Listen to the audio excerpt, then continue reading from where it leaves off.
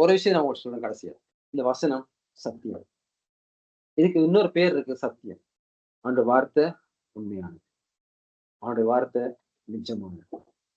மனுஷன் எதை விதைப்பானோ அதை அறுப்பான். ஆமென். நாங்க என்னத்தை விதைக்க போறோம்? எண்ணத்தை விதைச்சு கொண்டிருக்கிறோம். எண்ணத்தை விதைத்தோம். சிந்திச்சு பார்க்க வேண்டிய அவசியம் இருக்குது. நம்முடைய இறந்த காலம், நிகழ்காலம், எதிர்காலம். பட்சபாதமே இல்லை. மனுஷன் எதை விதைக்கிறானோ அதை அறுப்பான். நீங்க எப்படி எழுதி கொள்ளுங்க? நான் எதை விதைக்கிறேனோ அதை அறுப்பேன். கைவிட்டுறாதீங்க.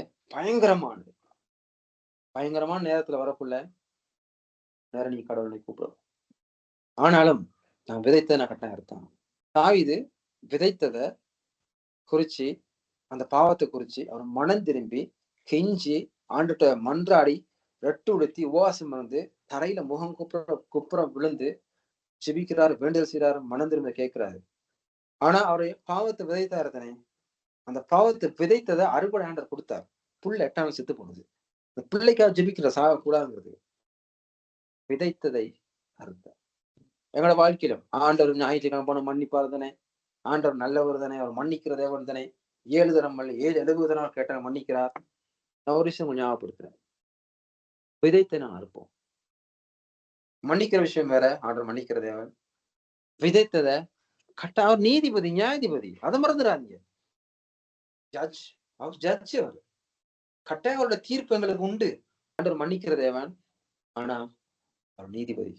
கட்டாயம் நான் பிழை செஞ்சா அதுக்கான தண்டனை உண்டு. அதான் ஆண்டவர். ஆகவே இந்த காலப்பொழுதுல நாங்க மிகப்பெரிய நீதிபதிக்கு நீதிபதியை நான் ஆண்டவர் கொண்டிருக்கோம். எவ்வளவு ஸ்லாக்கியம். நான் அவர்கிட்ட நான் இருக்க வேண்டிய உண்மை தூங்குவாங்க நேர்மையாக. ஏன்னு சொன்னா நான் உங்களை பார்க்கல, வேற யாருமே உங்களை பார்க்கல. உங்களை 24 மணித்தியாலம் ஒவ்வொரு செகண்ட், ஒவ்வொரு நொடி பொழுதிலும் ஆண்டவர் உங்களை கவனிச்சுக்கிட்டே இருக்கிறேன். ஆகவே தப்பேலும் அவர்கிட்ட இருந்து நான் பாதத்தில் படுக்கை போட்டாலும் அங்கேயும் நீர் இருப்பீர்.